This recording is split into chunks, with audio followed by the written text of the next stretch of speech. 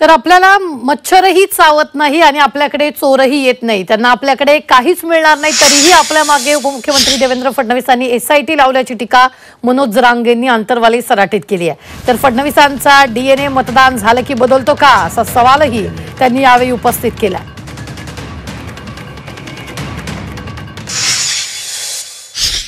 माया 4-5 गोष्टी वाटत नाही जा माया एक माया खिशात कोणी हात लावित नाही, दुसरं चोर मायाकडे येत नाही, काहीच नाही, मला एकही डास चावत नाही, ती इकडे येऊन करीन काय फुकट टाइम जाणार त्या डासाचा किती चाव रक्त लागणार हाडू का लागणार,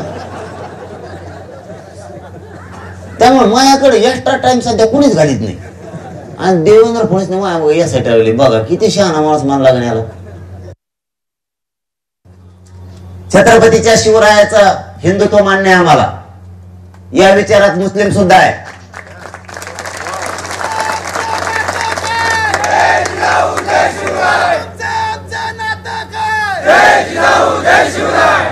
दुसऱ्याला म्हणायचं तेवढं